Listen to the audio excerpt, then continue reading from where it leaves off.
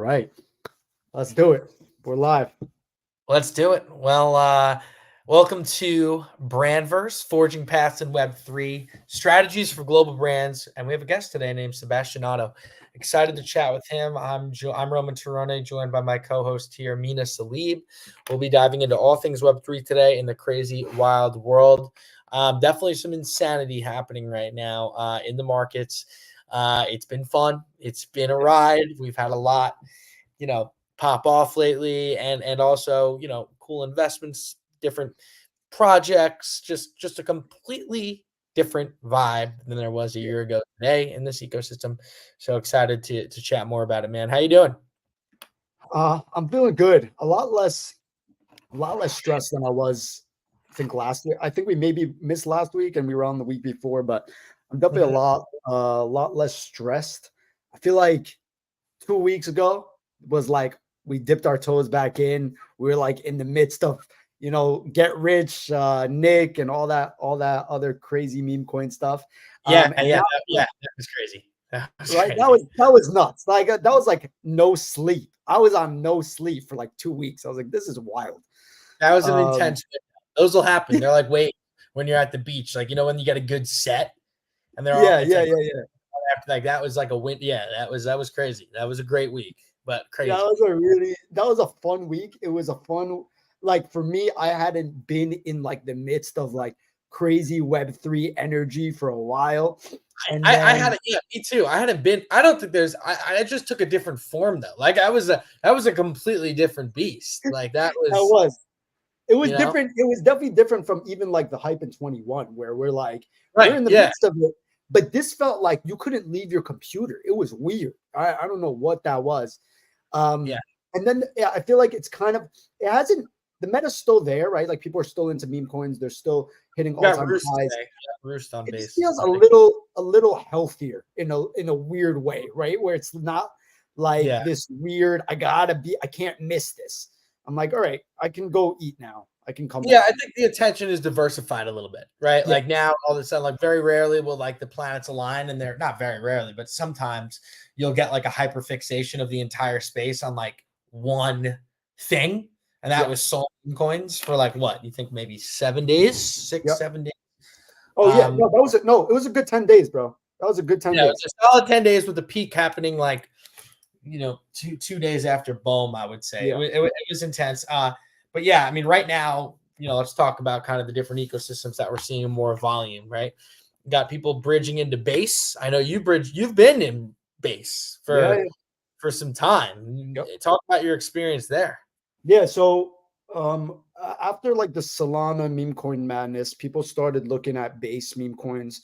They're starting to look at ordinals and what does that like meme coin architecture token system look like with runestones and all this other stuff, ordinals and how those play into it. But base, so for anybody that doesn't know, base is an L2, basically kind of like a side chain built on the Ethereum network, on Ethereum's main chain. And it's created by Coinbase. So it's Coinbase's L2.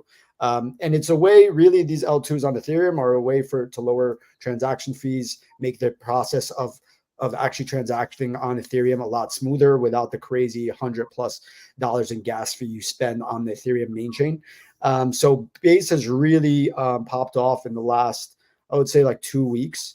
We're coming off the back of like the meme coin craze on Solana. So it's been interesting, and the way to get on Base is you have to bridge ETH on the Ethereum main chain into you stay in ETH, but you're bridging into the Base to Ethereum base chain.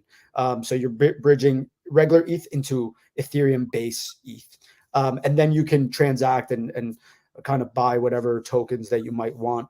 So I've gotten into a couple on those. How are they doing? Like, what are you in? I forgot. They're doing pretty well. Yeah, they're doing pretty well. Honestly, like I got into, somebody mentioned like Brett would be like. Why is it called Brett? I don't know. I don't know. I'm figuring like B and D. I don't know, bro. Like, why are any meme coins called any meme? But why is there a dog with hat? Yeah, it's true. I never even asked myself why. But like, at least dog with hat, there is a dog with a hat. Like, who's Brett?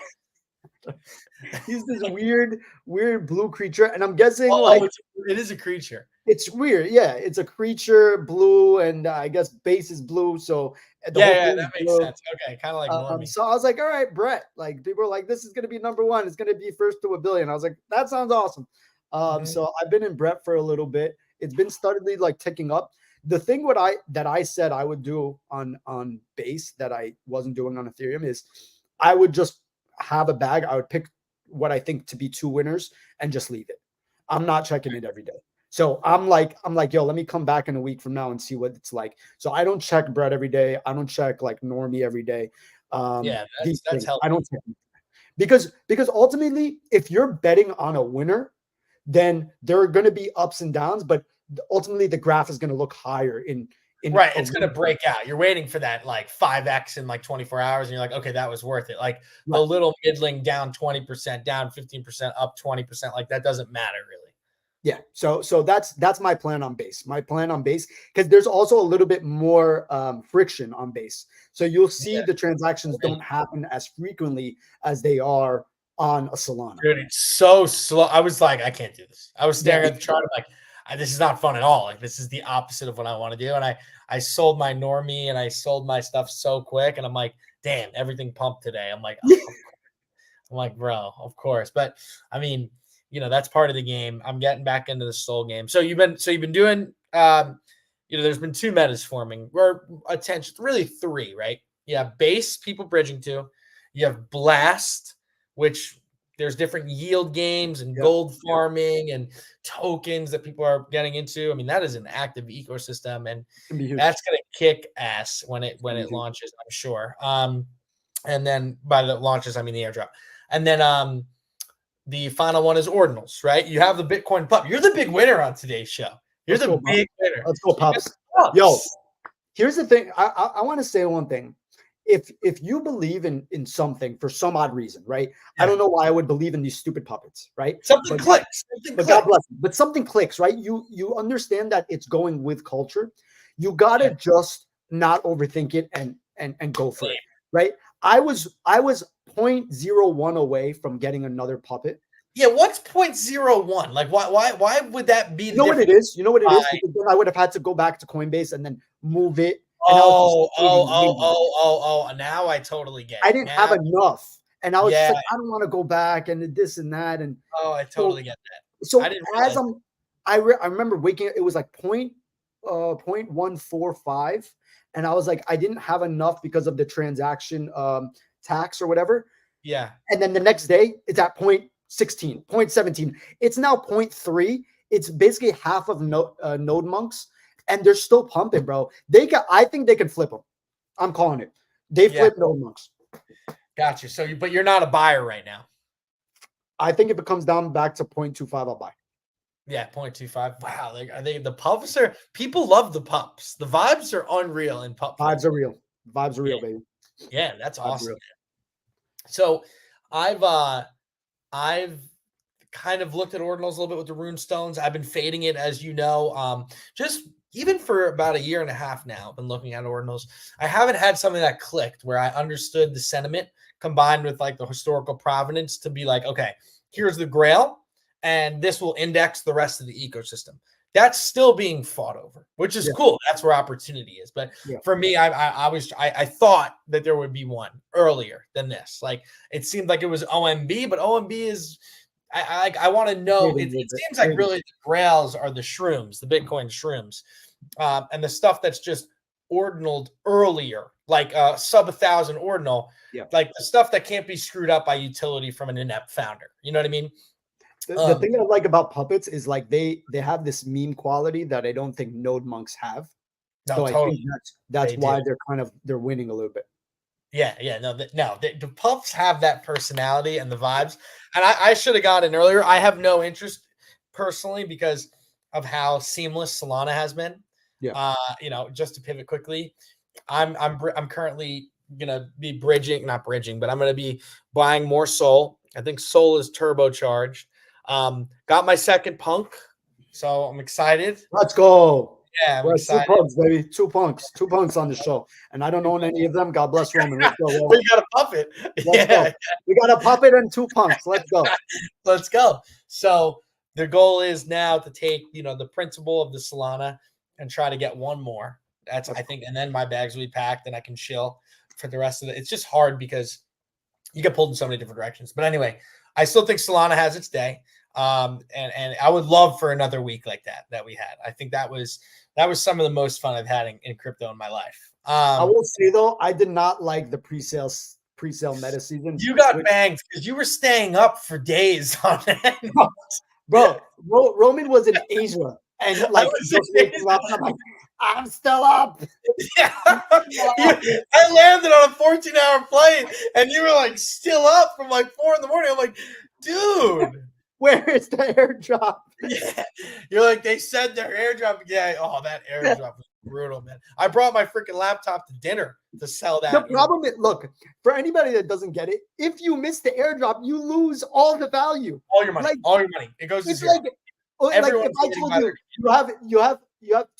you have to stay up for 24 hours, but you potentially could make a lot of money. Would you do it? Yeah, you would do it. So it's like, you stayed up for 24 hours straight. I'm pretty sure I stayed up for 72 hours straight. That is insane and so funny, dude. You'd write in that chat, and I'd be like, "That guy, it is literally 3:30 in the morning, and he's just started." I gotta be honest, guys. It wasn't worth it. I gotta be honest. Like what the outcome was not worth it. No, at that point, it wasn't. Yeah, we had dreams of grandeur, but that was not realized at all. All right, let's get into our highlight segment of the afternoon. I'm very excited to introduce on a very special guest. We have Mr. Sebastian Oddo. He's a Web3 strategist. He's one of the most positive people in the game. He's been in the game for a long time. I absolutely love this guy's vibes. Super smart, and has been dropping knowledge and insights in the space for quite a long time. With that, let's bring on up on stage Mr. Sebastian. What's up, man? Welcome. You guys are so funny. This is great. I love this. Appreciate it, man. What's the brick wall? I want to know what the brick wall is. Don't worry about the brick wall. It's an upcoming. There's it's an upcoming collection I'm dropping. Yeah, but no, I'm kidding. Alpha. I have a dirty room behind me like a true DJ. But anyway, welcome to the show. Same here. Thanks so much for having me. No, I really appreciate having you on. I feel like I met Sebastian a couple years back through NFT NYC or Miami or one of these things that we met at. Absolutely loved his vibe, and he's been in the space. Can you give us a quick background on yourself and what you've been up to, Sebastian? Yeah, so for almost 12 years of my career, I worked in sports. So I worked for a sports marketing agency, and we work with brands like Mastercard and BMW and Home Depot and many other brands, and then also on the talent side. So we represented clients like, Curry and Phelps and Simone Biles and many others. And I was part of the innovation team there, thinking about looking around the corner, what was next. And then I made a transition in my career to work for Gary Vaynerchuk and Avery at Vayner3, which was a really great experience for me because it was during the height of everything. And we launched, probably 20 plus brands into Web3 during that year. It was a wild experience, but learned a lot from both of them and had a really great experience. And then ultimately led me to Mastercard, which I've always loved from a brand perspective around, their mission of do well by doing good. And I just think their portfolio in general, just of what they do in this world from not only from our sponsorships that we do at the Grammys or UEFA or MLB, but just in general, if you dig a little bit below the surface level, what we do for small businesses really means, I think, is at the core of what I truly love is just helping people, and I think it's awesome. Yeah, we always talk about brand on LinkedIn. Me and Roman have been trying to emphasize that a little bit this year. And you have one of the most positive brands on LinkedIn. I know I wake up every day, I read one of your messages. It's very heartfelt, just kind of uplifts my morning. So shout out to you for being able to do that for the community. On the side of Mastercard, they've been leaders in the space for a while. They're always one of my examples of like one of the traditional brands that are embracing Web3 and the actual heart of it. And you guys have done a lot of partnerships and direction. Can you talk more generally about, as you're creating strategies, how are you kind of navigating a big corporation, whichever it be, your Mastercard, when you were at Vayner, when you were working with different clients? How do you navigate a big corporation and their type of systems, and then how do you get them to embrace Web3? Well, first is around education, right? So if you're talking about onboarding a major Fortune 500 brand into Web3, education is important, not just for that person, that marketing manager looking to do that activation. You have to think about everybody in the cycle, whether it's regulatory, legal, privacy, marketing. Everybody needs to be educated on sort of what's happening here, just like they were when social first came around, right? When social first came around and brands had Facebook accounts and X accounts and others, people needed to educate them on what they were going to do. Wait, hold on a minute. We're actually going to post a press release on Facebook, or we're going to post it on LinkedIn. There was conversation there. So education is number one, and then from there, telling them what's next. How does this apply to the business, and where does it actually make us successful? That makes sense. Yeah. I feel like oftentimes when we're trying to onboard brands into Web3, it's almost like you're pitching not only your own strategy of, based on the project or what you're doing, but like the validity of the blockchain, like as a whole. So like you're truly like a blockchain advocate, which is really interesting. And that it's kind of come back to that, right? Like I'm sure you saw, and I remember I used to work at Zedrun. I did a Stella Artois deal with Mm-hmm. and I think we may have, and then we worked with Budweiser, with Avery and all and that team. But like, it started with, okay, why would we do this? And then the second, and then it quickly progressed into, okay, how do we do this? Because everyone's making money hand over fist. And then it began to come into kind of, no, we're not doing that anymore. We don't want to experiment, right? And now it's kind of bubbling back up again, and they're asking really interesting questions. And I think a lot of them are valid, and some of them don't have answers yet, for depending Mm-hmm. on where and how you're trying to activate. Why does this make it better? Where does this improve what we're doing? I'm curious, like what use cases, and honestly, this is kind of a tougher question, but curious your take, and happy to throw it to Mina and me, or we can just vibe on it. Mm-hmm. But like, what use cases of blockchain are you seeing that gets you excited about kind of that next level of adoption, where it's like, okay, no, this is why a brand should activate in Web3? Yeah. One of my geeky things that my wife always laughs at me about is I'm a patent geek. So I tend to look at what patents are hitting. And if you do a little research, you'll see major Fortune 500 brands are actually doing a ton of patents in blockchain. Which tells you a little bit, like, it's my little secret sauce for how I figure out the future. Is you look at some of the patents, you look at culture, you look at like what's Mhm. happening in your world, and then you formulate a response. So some of the things that I've seen in the patent world that are happening are around authentication and real life experiences, which really gets me excited. So I think about my daughter, who's now starting to explore, Sephora, for example, right? One of the brands, she's brand new. This is her like first brand that she's investing her own money into. And now she's starting to get into like loyalty, what loyalty means. Mm. In real life experiences paired with the blockchain could be really impactful, in my opinion.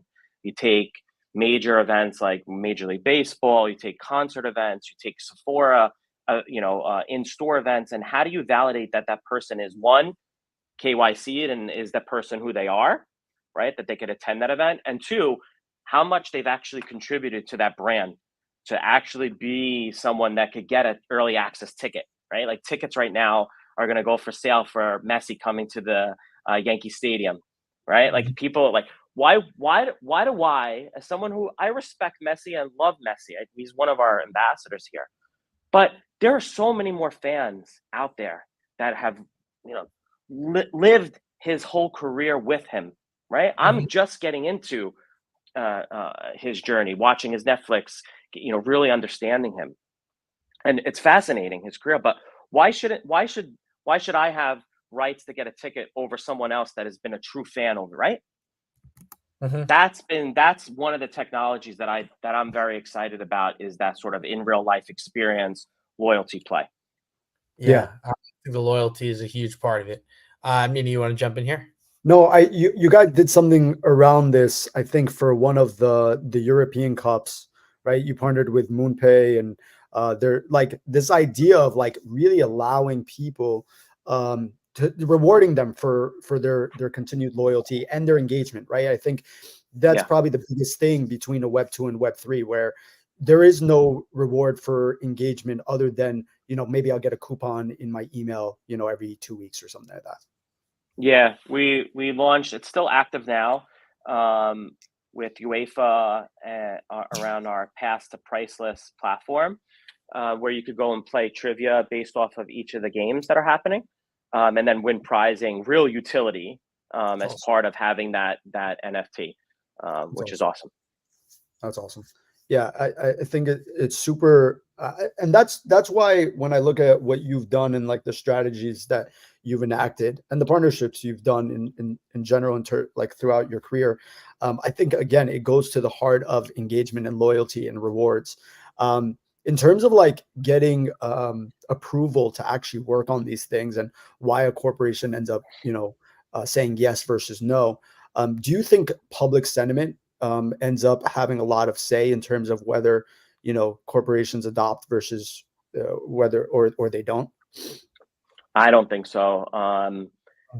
It ultimately comes down to protecting the business, right? At the end of the day, they're not going to do a marketing effort if it's going to crush them globally in terms of you know, regulatory issues or compliance issues. So brands need to think about how it affects their business if they deploy an NFT, and if there's a cost associated with it, for example, if there's trading available, you know, that sort of thing. So no, I think it comes down to the core business at that time. That's why it's important. It goes back to what I said before, is like you can't just have a marketing campaign and the marketing team runs it. It needs to be a full stakeholder group of people coming together launching a project. That's how you make a real impact. Yeah, and that sounds kind of like congruent with how I'm thinking of it. It's almost like, why would Budweiser do an NFT? Like, how does it help them sell more beer, right? And it's like, all right, well, let's break it down, and then you kind of figure out exactly how you can make impact. How does it make sense for the marketing? Like, I look forward to the days where like there's more like integrated Web3 tech in part of like core business processes, and not just marketing and kind of collectibles. And like, I look forward to like, you know, understanding how transaction volume and user behavior you're able to understand your customer more by not violating, you know, GDPR compliance or like, you know, I see stuff like, how are we able to like actually use cool tech that isn't like, you know, as much focused on it owning like you know, owning a collectible, to be honest. Like I honestly think that that's the gateway, and I'm not, and honestly we're all trying to figure it out. It's the space, like we're trying to figure out those use cases, but I'm getting more and more bullish. Like, I'm curious, like from your position, you seem like you're in rhythm with the space and understanding that like we're seeing so many different platforms really ship. Like there's so much shipping going on right now between platforms, protocols, ecosystems. Like, what are some things that are catching your eye right now in the space that are like, oh, okay, that's interesting, or you know, that are kind of different and new that you've seen in the past couple of weeks or months? Yeah, I like the idea of curation. I like the idea, like, you know, the age of curation right now, where a lot of collectors have, you know, many different pieces that they've collected over time, or, you know, the marketplaces are starting to curate artists. I will always default to artists. I think artists are the core, the heart of our community. And that's why you're seeing a lot of the activations that I built over my career, there's an artist in the center of it. And curating artists and their work is so important. That's what's really caught my eye, and figuring out how to integrate that into larger campaigns is important, because then you create generational wealth for them, right? If you get an artist on board with a marketing project you have, it can't just be that one done project. It's got to be something that could go longer within a residency program, something longer that they could be built into your marketing efforts. And then from there, they grow as an individual. That is just so cool.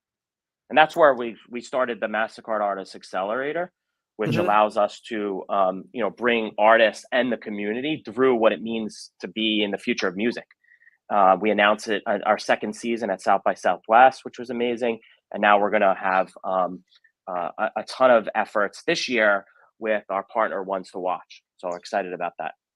Can you talk about like the logistics of that? Like, it feels like these are Web3, essentially Web3 music artists. How are these like music artists selected, picked? What's the tie into Web3? Can you talk a little bit about that? Yeah. So the core of Mastercard Artist Accelerator is helping musicians learn about the future of music. And the future of music, in our opinion, has to do around, there's a Web3 component to it. There's one component to the future of music. And how do you prepare musicians for the future and educate them so that they could accelerate far beyond anything they could have ever imagined? And that's why, like, this year we're pairing not only the Web3 component, which is learning about blockchain, learning about how to mint your own NFT and create communities, but then how do you apply that to live experiences? Like when you're performing live on stage, what happens after? Like, do you have an NFT for merch? Do you have, like, how do you build those communities off the stage as well as on the stage? And that's really been a fun, project to work on, because music, I mean, I don't know about you both, but music is at like the core. I love it. Could pump me up, get me going, right? It's like one of those things that doesn't go away during a recession. No, even when I'm down, right? You don't lose music during a recession, really. In fact, there's probably better music sometimes during the tougher times. I would say I actually agree with that. I actually think that during the tougher times of a musician's career, you see some of the best music happen. So totally. The Backstreet Boys made "I Want It That Way" at the toughest point in their career. So this is my go-to karaoke song. So I'm with you guys. Nice. Amazing. So that's really interesting. So you're essentially teaching them, you're teaching them the tools that literally a label would usually take care of, right? And you're teaching them how to manage their own careers using Web3, which would be pretty cool. Yeah, and the labels are a very important part of this process. Right. They're not like they're cut out, but they are a very important part of many musicians' career. However, to get to that first 1,000 fans, to keep the first 1,000 fans, how do you build? How do you generate enough earnings to go on tour for yourself? Well, you could build a community, right? And we've seen many communities be built with 1,000 followers, and how they can grow. So that's really at the core. And again, I will stress this as long as I'm in this space, is that the artists, whether it's physical art, digital art, artistry and music, are key to the ecosystem actually developing. If we lose sight of that, we lose sight of everything.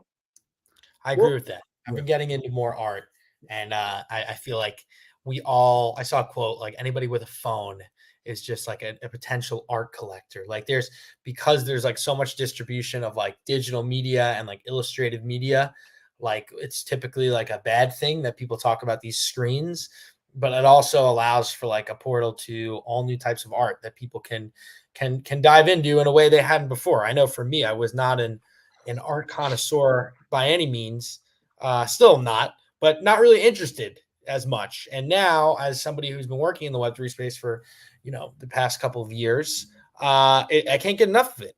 I'm going to galleries in Paris where I live, subtle flex. And then I also am in New York. I'll be moving to New York in May. It's not that cool. I mean, whatever. But no, seriously though, I think art is a vessel to be the foundation of like Web3 ethos. Like I'm here for it. I think that's an awesome think that's an awesome way to kind of look at it, and very authentic way to do business around Web3, which I think like that's very much needed. Yeah. And if you think about like just in general in life, like you invest in humans, right? Mentoring, supporting your neighbors, like being a fucking good person, like Right. of course, like that. I'm just applying that to Web3, which is artists, right? But at the end of the day, just be a good person. Right. I don't know. That's my little soapbox moment. No, I'm with you. And actually, there's an argument to be made that the artists are the people, the creatives that keep us alive during every bear, right? They're the reasons why mainstream even came, and then they're also the reason why the space stays alive during every bear, right? Like I argue that in bull markets, usually the traders are the things that pushing the momentum, and then in bears, the artists are the ones keeping us alive. So I think, to your point, right, like rewarding them throughout all those periods and making sure that they're uplifted throughout all those periods are super, super important. So it's a great point. I agree with that, man. And we see like sometimes like in the beginning of Web3, I was like, this space is the collision between like art and technology. Like I really felt that way, and I think it still is. But in times like this, during a bull market, which is great vibes, I'm not downplaying how exciting this time is, but it seems like it's more like the collision of greed and technology, which is a little bit, you have to check yourself. And I think it comes with its own host of problems when that occurs. So just, something to ponder there. It's a great tweet what you just said, by the way. Yeah, well, you figure you got lucky here and there. Maybe I'll try it. Sebastian, I want to get your take on like this new meta where in 21 a lot of it was about NFTs being created, new PFP collections, the rise of PFPs. It feels like this new cycle, this new bull run is a lot more around meme coins, tokens, and less about NFTs. What is your do you agree? Is that what you're seeing? How are you taking this new this new bull run? I'm really trying to focus on where it's going to go, not where it's currently at right at this split second, which you're right, and that's where it is. I'm trying to see like essentially where it's going to go, which I truly believe the tokenization of items. Yeah. And that could be physical, real world items. It could be digital. My daughter and I, we were traveling recently, and she saw something, a fancy luxury bag, and she goes, "Dad, is that real? Is that not real?" And I was like, "No, that's not real." But at that moment, I was thinking, wouldn't it be cool if she took her phone and like tapped it to the bag and was able to, like, for example, like our friends over at IYK, right? Like being able to verify that item is truly authentic and that it is what it is. That's what my hope is with all of this that's happening right now. If that makes sense. No, that makes sense. Makes total sense. I just want to bring up one thing. This new fund that BlackRock is looking to launch is very similar to what you're talking about, right? Like the tokenization of actual physical assets. So they're working with a company called Securitize on this, and they're actually going to start tokenizing probably things like real estate, probably luxury goods and things like that. So it goes a lot to what you're saying. Yeah, I mean, for me, like in particular, like I have trouble spending money on physical things. I really do. Like, and I think that like to buy a watch, for example, that like I have no intention of wearing, right? It's an investment. It's an alternate investment, right? That I would get, like a courier would bring it to me. I'm taking that risk of like somebody else handling it. I'm putting it in my mom's attic. So like, just in case, like it's there in a safe somewhere, and it's letting them sit. And then I would try to sell pictures of it on eBay. Like that's literally how it works. That is the dumbest. And these people are like spending hundreds of thousands of dollars and doing the watch transactions like this. Like for me, it's like, that's an obvious play, right? The real world assets, because you tokenize an asset. The reason why it exists as something valuable has the same tenets as the rest of the NFTs, really. It lives as a collectible token, like, you can extrapolate it, the same type of value pyramid. So I'm really looking forward to that too, Sebastian. I like that you pointed that out because I think that certainly should take form, far quicker than, let's say, the metaverse in my opinion, like in terms of like the kind of cliche metaverse we think of in Ready Player One. But great point on that. Yeah, totally agree. What is your take on the metaverse? Do you like in terms of like these gamified worlds that people are playing, and do you think there's value for brands there? Obviously 21, everybody's buying land in Sandbox. That didn't really pan out the way everybody wanted. What do you think about that? It's funny because I always think about my wife when this question's asked to me, because when she asked me for a new car, I got her that new car, and then I made her license plate metaverse. Oh, that's awesome. That is awesome. What That's the heck? amazing. Really? That's hilarious. Yeah. So we have the license plate, and it's funny because then she drives around, and I have 3 young kids at home, and she's traveling throughout town, and she's constantly asked, like, what does your license plate mean? Is it gaming? Is it like, so I think why I bring that up is because it hasn't yet been defined. Right. We are in the moment of definition as we think about real world assets going digitally, and the interdependencies of different gaming platforms coming together. When those assets start to be able to be moved, when my son could take a Fortnite asset and move it over to a Roblox and move it, then I truly believe we're in the space to talk about metaverse. For now, I believe it's being created. I do, part of anyone that follows me on Instagram and everything will see that on my weekends I spend a lot of time out in nature, because I love being out in nature. So I think part of me gets scared about the metaverse, because I don't want my kids to entirely be online, but it also is where the world is going. And what I mean by that is, like, a lot of their life and their connections and will be primarily online. Right. But you need to have a good balance between that and the physical world, in my opinion. So, yeah, no, that makes sense. I know a lot of parents that are, stopping usage of like technology because of the way it affects brains and all that stuff. So, to your point, we should definitely look out for that. Roy, you were going to say something. Yeah, I mean, I think the future, like, what does the metaverse look like in the future? I think, like, we're living in it right now. Like, I just got back from Korea last week. Like, this is a time where the physical world, the technological world, like, it's morphing into a single experience.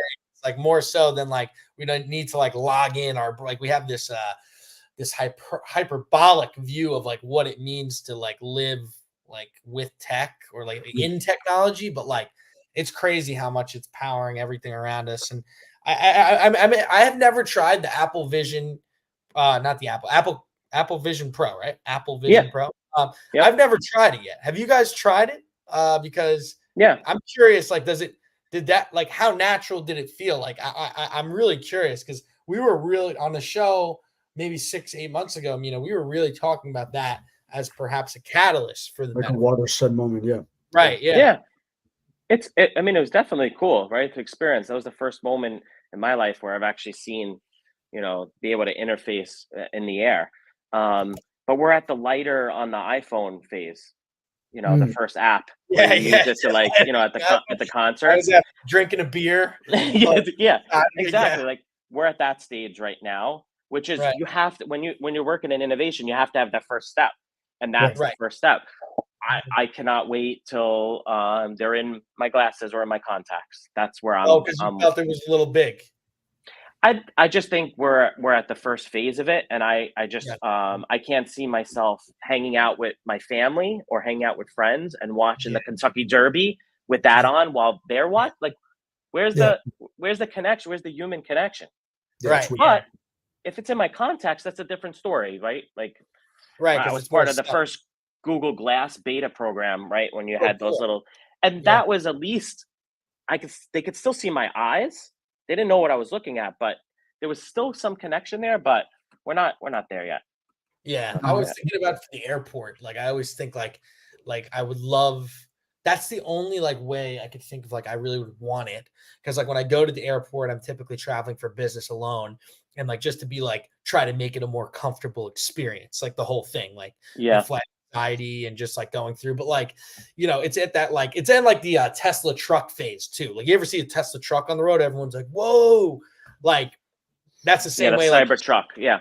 Cybertruck. Like if you ever see somebody with the Apple Vision Pro on, everyone's like, it doesn't like deter you from anyone. It actually like makes you more, you know, like susceptible to human contact, which is ironic. What I really love about that is around mental health and wellness, right? Being able to do someone who suffers from depression or anxiety, being able to put that on and bring them to another world for them to experience maybe a downfall in their body so that they could get off of an anxiety like session. That to me is like tech. And this goes back to like one of the TEDx that I did for around like how technology could give me more time to give piggyback rides. And the whole purpose of that is like technology should give me more time with my family, but it also should help me in a way. So that Apple Vision Pro for someone who has anxiety puts it on and it calms their body down. That's awesome. That itself is amazing. So right now I would look more in the health space there. Yeah, I think also, in the training, there are training applications for it. There's work applications for it. There's co-working applications for a lot of people working at home and they want to work with other people. I used to work for a company that did that, right? Like they put it on and you're able to work right next to, everybody's remote, but you feel like you're right next to them. I do think it needs to be more lightweight. The AR features are much better than, like the Quest 1 and 2 that Meta did. But even Meta's new headsets are much better now. And like you said, right? We're at V1, right? Before we were at V.1. Now we're at V1, and now it's going to start really improving ever since Apple got in the game. But I think you're right. Like we don't want to lose the connection that humans have, right? Just and replace it with technology. No way. You'll never get me away from hanging out watching the Super Bowl with buddies and friends, like and wearing a headset, and I just won't catch me doing that. Yeah, that makes sense. That does make sense. I wonder how long, like, what is the trade-off you'll need to wear that? Like, would it be such an incredible experience that you need to feel you're at the game with your friends? But it doesn't even seem like, honestly, that we're headed that way. Like we're conditioned. The only thing is stats, right? Like if it was in my contacts, I would have it on so you could see like what's happening. But even still, like, really? Like that much? Like, come on. You need the stat. I get you on that, man. I just think also like the experience of a live sporting event, there's a big dissonance between seeing something live and seeing something at home, right? And like sometimes it's like I'm at the game, like a New York Giants game, and I'm like, holy shit, I wish I was home. Like this is people slovenly, like it's loud, it's crowded, but like it's raining. It's raining. You can take like if there's a middle place, right, where it's like you're getting that energy of like a shared touchdown, yay. If you're not watching with your dad or your mom or whoever's into it, with other fans, like a multiplayer experience where you're all cheering for the same person, they're there, but you're not like, getting beer spill on you. I'm interested in that. And the NBA. I think, sports leagues are testing that, right? Like the NBA is testing courtside seats in VR, right? And like that will be a really cool experience in the future. I really think so. You're sitting in Warriors courtside, like instead of paying $20,000, you pay. Have you ever sat courtside? I saw it courtside one. No, right behind courtside. No, right behind second row. Gotcha. I've never. Sebastian, have you? No. Really? So we're in the market for the Apple Vision. I'm more of a bleacher creature type guy. Like I'd rather be out there with the fan, like in the middle of it all. Sebastian is a man of the people. He's not like what a noble thing to say. I'm with that. I'm with that at Madison Square Garden. You go to MetLife Stadium and it's tough up there. It can be cold, angry, and not as fun. But all right. Well, we really appreciate you hopping on here, Sebastian. Wait, before we wrap, I want to. Is there anything specific you're looking at where you're like really pumped for like the next couple months in Web3? Is there something specific we should be on the lookout for? Maybe in your own personal like what you're working on, but also just overall in the ecosystem. So the hot shiny gold toy in the room is AI, right? Yeah. What I'm specifically looking at is a convergence of Web3 and AI. And that could mean smart contract analysis with AI. That means cybersecurity with Web3 AI. How AI and Web3 come together is something I'm very interested in. I'd love to start writing white papers about. I'd love to maybe collaborate with you both on and others. But that to me is the greatest opportunity right now, because the technologies are both fascinating, but when you put them together, they're even more. So, yep. Yeah, we'll see. Do us Especially a favor. big stuff with AI, like, you know, the tokenization of, like, I feel like there's so much volume of things that are hard to distinguish what's real digitally as a product of AI, and the blockchain seems like a natural solve for that. 100%. Yeah, it's a no-brainer. Yeah, we haven't seen that come together yet. So yeah, do us a favor, as you're doing your research, send us over the projects you like and the tickers so that we can get in early. That would be great. yeah, nice, man. Real subtle, man. Real subtle. No, Sebastian, really appreciate you coming on and spending time with us. I know it was an absolute blast. Yeah, same here. Thanks for having me, and I wish you both the best with this. This is awesome. Oh, appreciate you, man. Thank you so much. Have a good one. See ya. Bye. Awesome. All right, well, let's roll into the next segment of the show here. We got 15 minutes on the clock, 15 minutes left. It's always an exciting time when we get somebody on the show. It seems he had such an incredible perspective. So cheers to you for setting that up, Mina.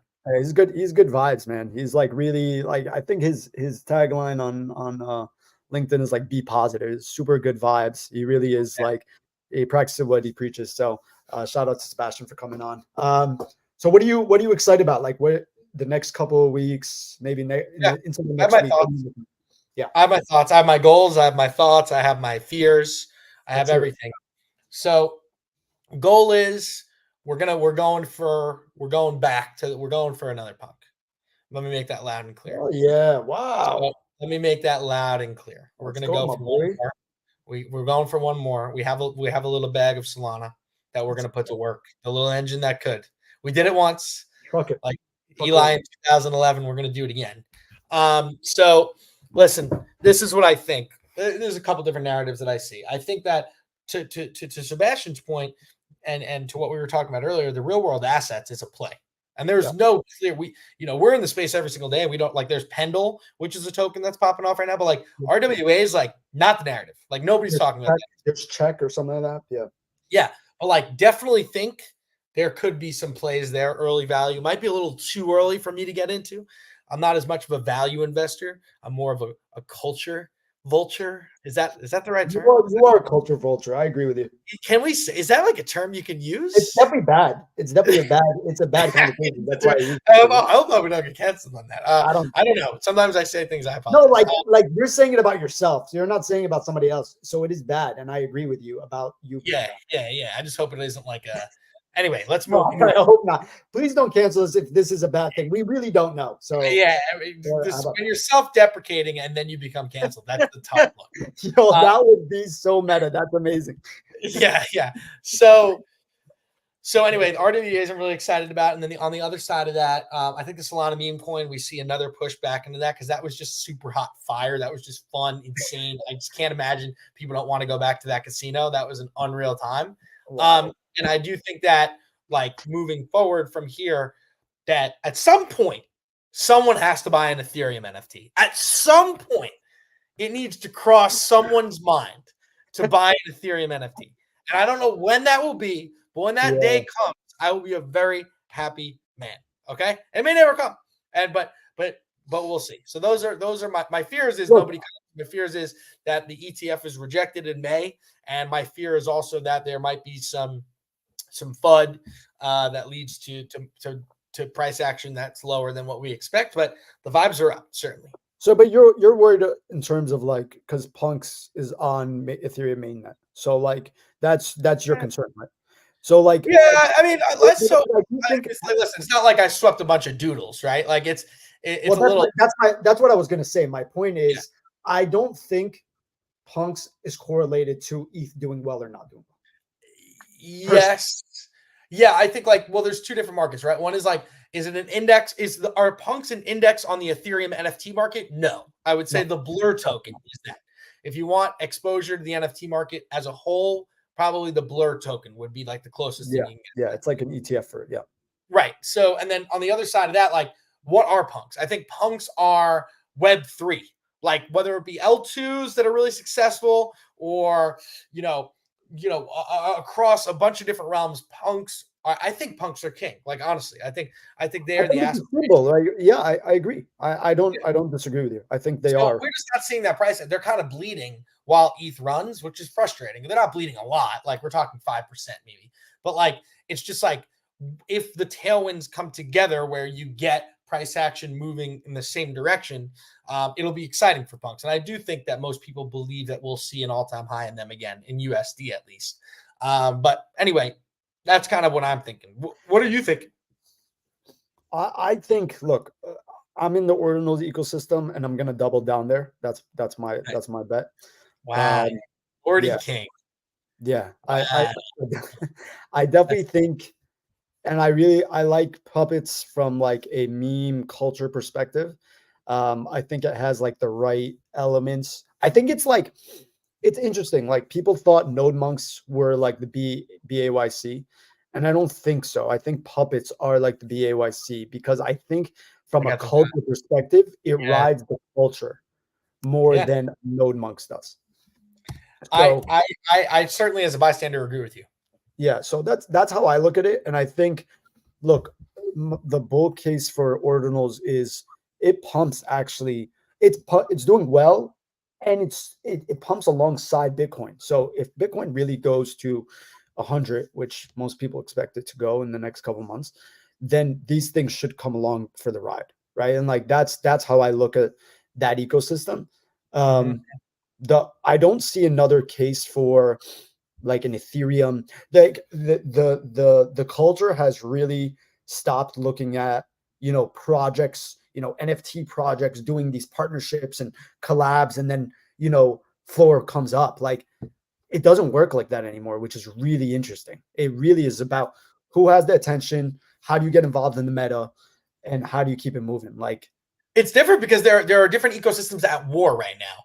And it's funny because like Bitcoin is not an ecosystem. It's not a company. There's not like a CEO that worked at Meta like there is on Sui, or like Jesse Pollock pounding the drum for a publicly traded company base. Like, Bitcoin is like way more grassroots. Like, it's way more like it was on Ethereum in 2021. And then the other side of that, you have, Blast, Base, and Sol, jockeying for attention.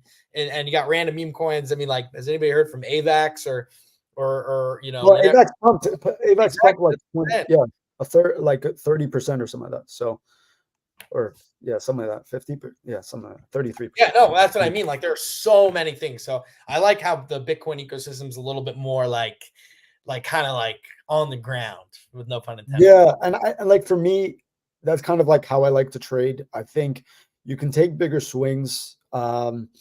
Go big or go home. But I think a safe place to be and have that reasonable upside is the ordinals ecosystem.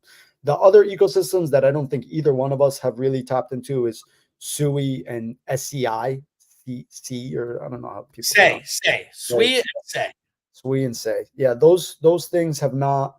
I have not messed around in them. And then you have like things like, one of our friends big on Velo. VELO and Optimism. Velo, Velo. You have so many other protocols just pumping, like just so many different things going on. It's hard to keep up, honestly. Like, that's why I'm like, I'm just gonna pick a couple winners and try to ride them. Yeah. And you gotta also, we're just being pulled in a lot of different directions right now. Everyone's vying for attention, and like, that's where your taste, your understanding of the space, your conviction, your like understanding of like yourself and where you see value matters the most. You don't need to take big swings. You don't need to go out of your comfort zone and be like, okay, this is what I'm doing, this is what I'm doing that. What you do need to do, and this for anybody watching, not just Mina or me, that you need to understand why you're supporting what you are. And if you have your own thesis and it doesn't work, sometimes that happens. But if you stay at it and you're consistent, you're going to start compartmentalizing those wins, and it'll start working, especially in a market like this, where you get 5 down days for 15 up days. I mean, this is paradise, right? Like this is a fast and hard market. So like, for me, I'm sticking to that, and I'm not being afraid when I see something. I'm waiting. I'm being patient, not forcing it, because people get addicted to the game of trading. They Yeah, want to yeah. feel that chart watching. They're like, "Oh, I spent all day doing that yesterday. I want to do it today again," which is different. It's a really miserable experience as a person that probably stayed up, you know, 60 You hours out of 72 hours. I'm telling overdid you, it, man. it was Did like, you eat, dude? bro, I felt sick, man. I was not Yeah, doing well. you must have been run down, dude. Like, yo, are they gonna launch this token? You're like, you're like, Small's delayed. It's like 2:38. You set an alarm. It's like, You know what the crazy thing is? You're just hoping somebody talks to you. yeah. You're just writing in the chat. You're just hoping somebody's also up. Yeah, I hope somebody's up, and then I'll get like, I'm also up. Yeah. Please send Please. They're like, and you're like so on top of it too, because I saw your messages coming in. He's like, it's fun. He's delaying it again, like messing. I'm like, yeah, dude, this kid must be so pissed right now. He's up at 3, he can't sleep, and just keeps delaying. That was a tough one. But you really just tell yourself, you're like, yo, like you would be really pissed if you just didn't stay up that one time and it just skyrocketed. Like you don't know. So it's like, I know, whatever. believe me, I know. And I also we've said this for years on our show, where it's like life-changing. There is life-changing opportunity in this space, right? Yeah. You just need to be around to see it. And during the bear, it's probably what, twice a year, right? Once every 6 months. But there was like checks, there was Bunk, there was Pepe. We missed those because we weren't tapped, right? Like we missed those because we were I mean, we were tapped in, but like the probability of us hitting those are very low. Like they still exist. You don't want to measure your success against achieving life-changing wealth in crypto, I think. But the point is, the more you stay engaged, the longer you're here, the higher likelihood you are to rotate into one of those. Like we had it in Boom. I had it in my fingertips. I let it just fall. It was, but that's how close sometimes it gets, which is exciting to me. I think that's what keeps me engaged. And that's what keeps me kind of, waking up every morning. First thing I do is kind of check the feed and just like old times, But I do think you're right. Like one of my main takeaways is like you can't chase unless you understand why you're chasing, right? Meaning like, do you understand like what this thing is? Do you understand the upside here? Like you can't just look at a chart, it's going up, so I'm jumping in. And then also like being careful of like, selling low, buying high, all that stuff, and then just chasing. It sounds so obvious, but it's not easy. It's not to easy. Buy low is tough. To sell high is tough. Because you always think it's going to go higher, and you're always more nervous it's going to go lower. Yeah, and you got to like at the end of the day, there are so many, especially to your point in a bull. There's so many opportunities that if you miss one, it's okay. Like it's fine. Oh because you're not going to miss everyone. Because there's another one. Like there's another one tomorrow, and there's another one in an hour, and like whatever. So I think that's like over the last couple of weeks, right? Like something we've learned is like you got to just be calm down, have a thesis, and be patient. Right? Yeah, like what is your plan? Just be patient, have a plan, and just ride it out. Because the other thing is what I've learned from like even our most successful friends is like people are coming in and out of stuff and then not catching the highs because they're trying to get the quick gain. Yeah. So yeah, it's true. And I also would say this and echo your point because you're 100% right. The bull is longer than we think.